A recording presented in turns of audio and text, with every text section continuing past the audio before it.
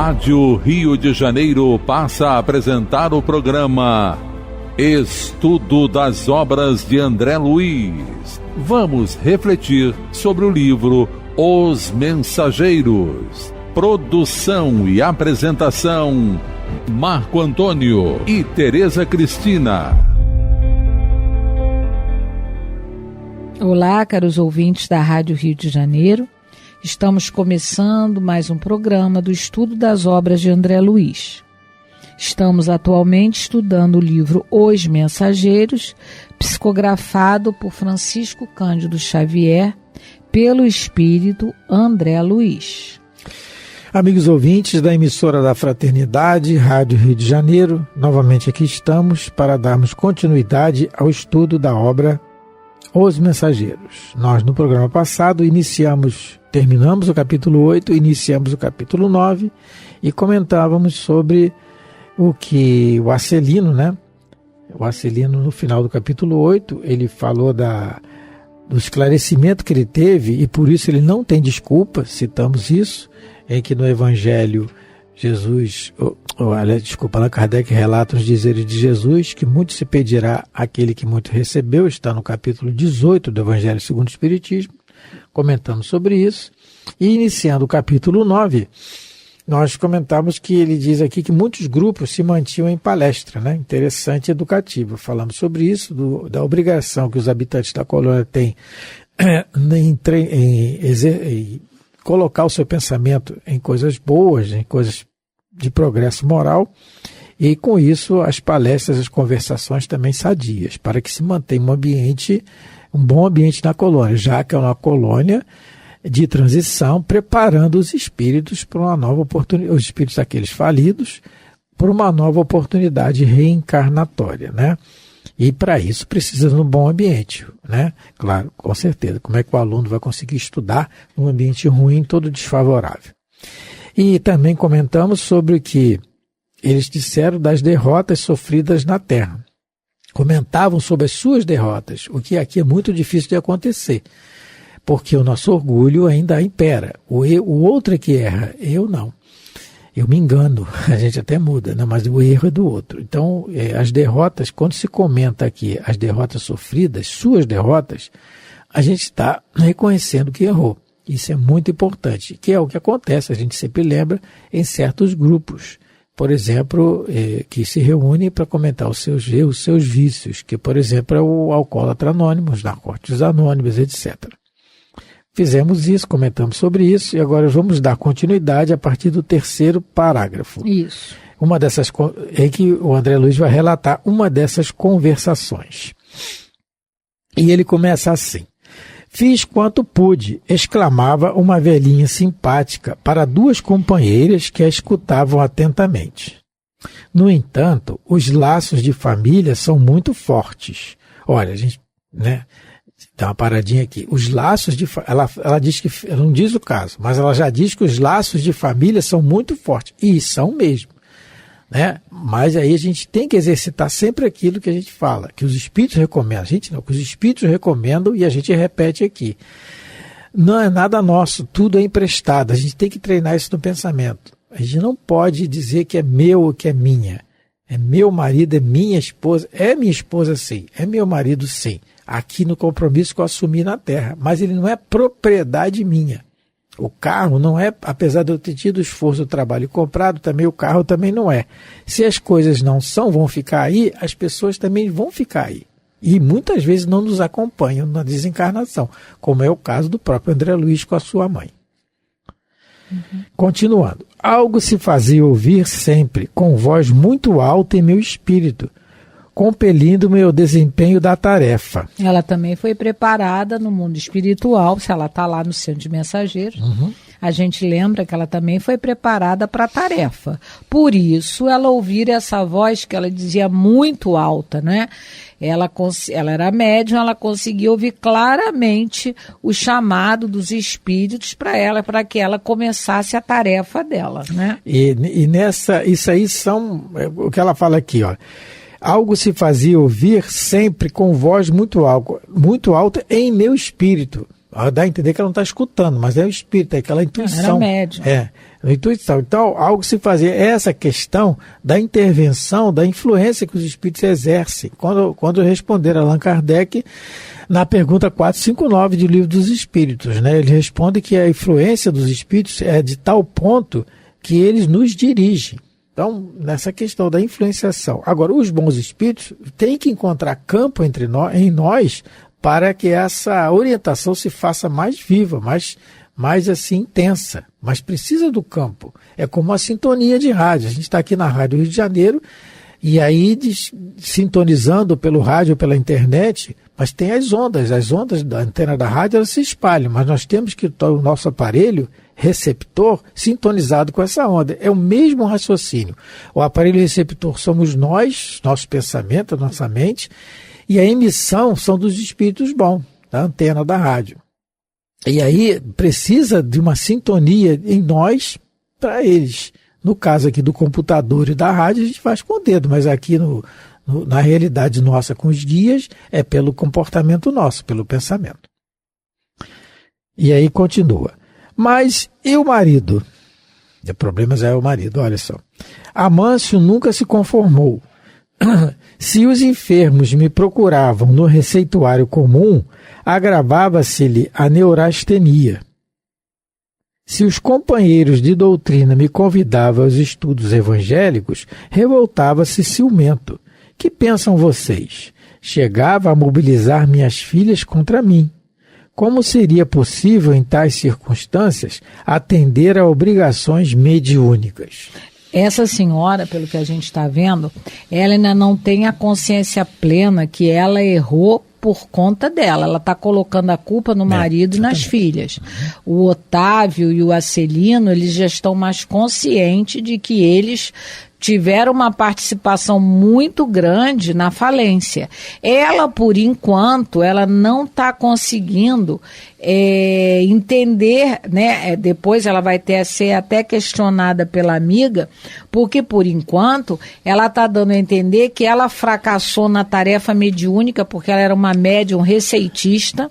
Os espíritos usavam ela para que ela pudesse transmitir as receitas numa época em que a medicina aqui no Brasil não era tão amplamente exercida, não tinha tantos hospitais como tem hoje pelos interiores, né?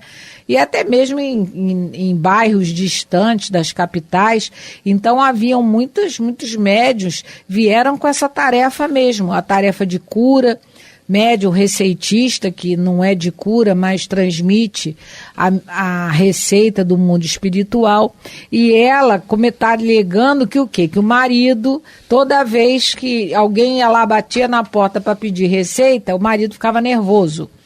E que se alguém chamasse ela para estudar o evangelho no grupo, né, lá no grupo de doutrina, ela frequentava um centro. Ele também reclamava. E ela diz que ele mobilizou as filhas para isso.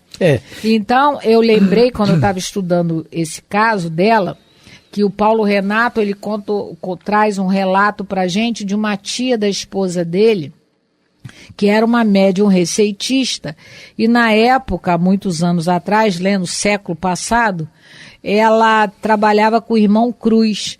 E um dia chegou uma senhora muito aflita pedindo uma medicação para ela, não é? Pedindo uma receita do mundo espiritual. E o marido começou a gritar e dizendo que ele não iria permitir, que isso era um abuso. Ela disse que aí o Paulo Renato conta que de repente a luz apagou. A luz apagou, já era noite, ela pegou o papel que ficava já mais à mão, né? O papel e a lápis, enquanto todo mundo procurando vela, ela foi, psicografou a receita, né? E deu para a pessoa. E aí a luz voltou. Quer dizer, por mais que você tenha empecilhos, o mundo espiritual está pronto a te ajudar. Então, na hora que ela está contando, quando ela falou do marido que era o empecilho, eu lembrei desse caso, eu nem sei o nome dessa médium, que era a tia da esposa do Paulo Renato. Eu sei o nome do espírito, que é irmão Cruz. E então, a ajuda, o problema, se ela realmente tivesse se esforçado, porque a gente tem notícias no livro, acho que é nos Domínios da Mediunidade, depois a gente vai até ver, não, é no Missionário da Luz. No Missionário da Luz tem um caso que os espíritos ajudam uma médium chamada, como é o nome dela? Otávia. Tu anotou o Missionário da Luz? Anotei. Capítulo 16, incorporação. A essa médium, ela é ajudada pelo mundo espiritual, porque também o problema é sempre os maridos, né? Vamos lá. Até agora eu não vi Não, no caso do Otávio teve a esposa lá, mas foi porque ele buscou a tal mulher lá que comprometeu ele na encarnação, porque não era para ele ter ido atrás da mulher, porque o casamento não estava no plano dele. Aqui, mas a maioria aqui dos exemplos do André Luiz, e esse exemplo que eu trouxe, né, lá da tia da esposa do Paulo Renato, é o marido que era o problema. E mais os espíritos, quando a pessoa tem boa vontade, quando realmente ela está querendo realmente exercer a sua tarefa, eles ajudam. No caso lá do Missionário da Luz, a dona Otávia, quem vai ser ajuda para ela é uma tia do marido, que tem uma ascensão moral sobre ele, e os espíritos intuem ela para ela chegar na casa e poder falar com ele. Mas antes disso, o que favoreceu a ajuda? Ao invés da dona Otávia bater de frente com o marido, ela faz oração, ela se recolhe. Não, e o detalhe, né? Porque a gente lê o capítulo direitinho, a gente vai ver que quando ele chega em casa, ele já chega nervoso. Totalmente nervoso, né? Não sei se estava embriagado, eu não lembro. Não. Mas totalmente nervoso e tudo, e já falando, esbravejando, e ela tinha preparado a janta. E ele está vendo que ela está arrumada, você pensa que você vai aonde? Mais ou menos, não vou, hoje tem reunião. Vai coisa nenhuma e tal. E ela se cala. E ora. Ela não fica com raiva. Aí é a questão da sintonia. A gente está falando aqui do exemplo que está tendo no livro. Nós fazemos é outra coisa. Mas é aquilo o exemplo. E não é nenhuma santa Otávia. É uma pessoa do dia comum, do dia a dia. Ela se esforça, não coloca pensamentos, não emite pensamentos ruins de raiva, porque podia pensar, mas que desgraçado, que isso, que aquilo. Como é que os espíritos iam ajudar? Fica mais difícil. E aí ela vai lá lavar a louça dela e aí nisso a Teresa colocou, chega a tia e confirma e pergunta ela o que está havendo. Ela não reclama. Não, tá tudo bem, ou ele não está se sentindo bem. Não, você não tem reunião hoje? Tem. Não, dá um jeito. Ela tem ascensão moral sobre ele. Isso existe. Ele é. E aí fala. Porque no caso, vamos supor, a pessoa vem médium. Eu conheço um médium ostensivo que ele fechou a reunião mediúnica na casa que ele dirige. Por quê? Os outros médios não tinham compromisso, não tinham disciplina, mas você pode se dedicar a outra tarefa. A gente lembra que o Chico Xavier, ele também teve uma época que não tinha reunião mediúnica, não havia anos. 12. Eu acho que, não sei, não tenho certeza. Ele só retornou às tarefas mediúnicas quando o Arnaldo Rocha formou um outro grupo mediúnico, que foi o grupo Meimei, mas eu não sei se foi 2 ou 12 anos. Mas ele se dedicou a outras tarefas. Ele não parou, porque se você não pode exercer, agora nós estamos falando na questão dos médios ostensivos. Se por algum motivo você não tem uma reunião mediúnica para trabalhar, você pode fazer outras tarefas, porque, meu Deus do céu, não é? E antes de ter os centros espíritas na Terra, as pessoas não desenvolviam também a sua mediunidade, quem tinha tarefa em outras áreas? A gente lembra das benzedeiras e das beatas do interior, e dos beatos e benzedeiros também, porque os tinha masculinos na época, né, homens também. Eles eram médios, não tinha centro espírita, mas faziam o trabalho em nome de Deus. O meu pai conta que a mãe dele teve 13 filhos e tinha uma senhora que era uma parteira da região, que quando ela era chamada, né, provavelmente uma médium de cura, hoje em dia a gente entende. Aí ele conta que a primeira providência dela, quando chegava na casa da parturiente, era acender uma vela e fazer as orações. Depois é que ela ia examinar. Meu pai tem isso muito. O meu pai é de 1930. né, da década de 30. Então, ele presenciou isso. Quem era essa senhora? Uma médium de cura. Não tinha centro espírita, ela trabalhava onde Jesus chamava ela. Então, a nossa companheira aqui, o nome dela, eu acho que é Mariana, a gente daqui a pouco vai ver. A dona Mariana, ela ficou muito apegada à família, né? Ela usou a família muitas das vezes como desculpa, ao que parece. É claro que nós estamos falando aqui que ela usou como desculpa, mas se a gente se colocar no lugar dela, a coisa foi bem difícil. Ela não deve ter sido fácil aturar, porque se ela que está relatando, ela não está dizendo que ela errou, porque ela tinha um conhecimento e tal, nesse sentido, né? Por isso que ela está aqui no Centro dos Mensageiros se preparando para uma nova oportunidade. É claro, mas nós estamos dizendo assim, ela errou.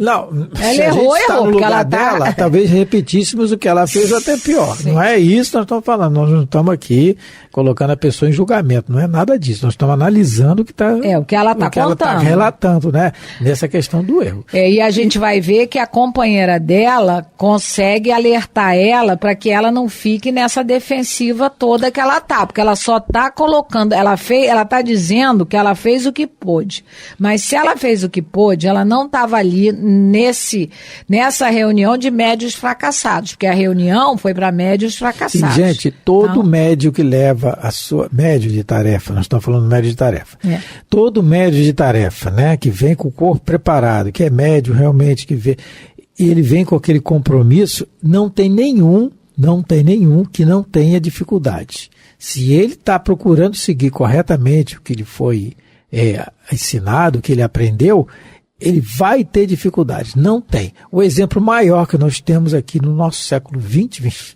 século passado, é de Francisco Cândido Xavier, que a gente sempre fala.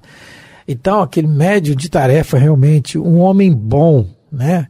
Independente da mediunidade, um ser humano de exemplo para todos nós, e com a sua mediunidade poderosa, não teve facilidade em momento nenhum, é só ver a biografia dele. Se ele, que é um espírito já bem evoluído, teve o que teve, imagina a craveira comum que somos nós. É o que Jesus diz, se a mim que sou um ramo verde, fazem o que fazem, imagina a vós que são gravetos. E Paulo de Tarso, com a sua poderosa mediunidade, o grande desbravador, divulgador do Evangelho. É só ler o livro Paulo Estevão, ver as dificuldades e os sofrimentos porque aquele homem passou, exercendo a sua mediunidade constantemente. Então, se para eles teve essa dificuldade, imagina para todos nós. Espíritos ainda muito endividados. Parágrafo 4. Todavia, ponderou uma das senhoras que parecia mais segura de si. Sempre temos recursos e pretextos para fugir às culpas. Encaremos nossos problemas com realismo. Ela estava usando desculpa ainda. Essa amiga dela vai fazer um diagnóstico muito bom aqui dela, porque ela percebeu que ela ainda estava usando desculpa. E provavelmente, se a gente a gente não muda, a morte não nos muda. Se ela está com esse desculpismo ainda, é porque ela era uma pessoa que, encarnada, ela também tinha desculpa para tudo. Ela não conseguia se ver como a errada em algumas situações. Como a dificuldades partissem dela também, não só dos outros. Então, a amiga agora, ela vai dar um diagnóstico muito bom para essa companheira aqui, que eu acho que o nome é Mariana. Ela fala aqui, pretextos para fugir às culpas. Quer dizer, isso é que é o errado, porque e é muito importante, e no plano espiritual mais ainda, o acaso não existe, né, em lugar nenhum. Mas aqui a programação é feita no sentido de sempre ajudar. É claro que essa conversação aqui não é o acaso. Então, essa senhora que está falando aqui, né, ela disse, olha, é pretexto para fugir às culpas. Ela está dizendo que ela está errada, e ela não vai retrucar. Ela vai entender, a gente vai ver aí daqui a pouco. Isso é muito importante para a gente sempre pensar que as dificuldades não vencidas por nós foram culpas únicas e exclusivamente nossas. É o que ela está dizendo para nós aqui também, né? Porque senão Deus tinha errado. Como é que Deus vai colocar uma situação por aquela que eu não tenha que passar resignadamente? Porque a principal função é a resignação. O treinar a resignação, treinar aquilo que a gente ainda não tem, treinar a ter. Então, nesse sentido que a gente não pode fugir às nossas responsabilidades, que é o que exatamente que o Otávio no capítulo anterior, o Arcelino no capítulo anterior que a gente leu, ele fez, ao contrário do que a senhora está fazendo aqui. Ele reconheceu a culpa foi minha, eu errei, né? Então eu sou culpado e tal. Isso é muito importante, reconhecer isso. E ela continua. Há de convir que, com o socorro da boa vontade, sempre lhe ficariam alguns minutos na semana e algumas pequenas oportunidades para fazer o bem. Foi aquilo que a gente comentou. Você não pode exercer a tarefa mediúnica ostensiva, mas dá para fazer o bem. Dá para fazer. Você pode como se diz? Você pode se agregar a outras tarefas. Você pode exercer o teu ministério de espiritualização, de ajuda, de serviço às criaturas por outras vias. Esse companheiro que eu falo, que eu conheço, que tem uma mediunidade ostensiva de tarefa, ele canalizou todo o seu potencial mediúnico na ajuda da evangelização infanto-juvenil. Ele faz um trabalho muito excelente, né? Muito bom, dentro de uma comunidade aqui no Rio de Janeiro, não é? Uma comunidade um tanto quanto violenta, mas ele está lá firme, não é? Há muitos anos, mesmo tendo fechado a reunião mediúnica da casa que ele frequenta, porque não tinha condições de exercer, né, um trabalho mediúnico com pessoas irresponsáveis. Isso seria uma responsabilidade da parte dele. Mas é o que a companheira está falando. Mas você podia ter tirado alguns minutinhos da tarefa escolher outras tarefas ligadas a Jesus, né? Ligadas aos bons espíritos que precisam de nós, porque, como dizem os bons espíritos, os encarnados são os braços de Jesus na terra, os braços e as mãos. Então, não dá para fazer o que você gostaria de fazer, mas sempre tem alguma coisinha que você possa fazer. Como eu dei o exemplo lá da tia da esposa do Paulo Renato, que apagou a luz, ela com a boa vontade, mas ela tinha boa vontade, e a companheira está dizendo que a nossa amiga, parece que é Mariana, ela não teve boa vontade. Então ela não abria um canal para os bons espíritos atuarem. Não é como lá na Otávia, lá do capítulo 16 do livro Os Missionários da Luz. Né? Ela não abriu, provavelmente, ela se esquecia das orações, ela ficava mais preocupada em agradar o esposo, né? E do que persistir na tarefa em que foi incumbida no mundo espiritual, não é? É isso que no Evangelho segundo o Espiritismo, no capítulo 25, Buscai e Achareis, Allan Kardec coloca assim, o dizer do Evangelho de Jesus, que está no livro de Mateus, capítulo 7, versículo de 7 a 11. Ajuda-te a ti mesmo, que o céu te ajudará. Buscai e achareis, batei a porta, e essa se vos abrirá. Porquanto quem pede, recebe, quem procura, acha. Aquele que bate a porta, abrir-se-á. E ele comenta, dizendo que do ponto de vista moral, as palavras de Jesus significam: pedi a luz que vos clareie o caminho, e ela vos será dada. Pedi forças para resistirdes ao mal, e a tereis. Pedi a assistência dos bons espíritos, e eles virão acompanhar-vos. Pedi bons conselhos, e eles não vos serão jamais recusados. Batei a essa porta, ela vos abrirá. Aí vem também o que precisa, como pedir. Mas pedi sinceramente, com fé, confiança e fervor. Apresentai-vos com humildade e não com arrogância, sem o que sereis abandonados às vossas próprias forças, e as quedas que derdes serão o castigo do vosso orgulho. Então, quando ele fala que se apresentar com humildade, é no dia a dia nosso, né? A questão da humildade e do esforço, não é só na hora de fazer e rezar, porque senão seria muito fácil, não é assim.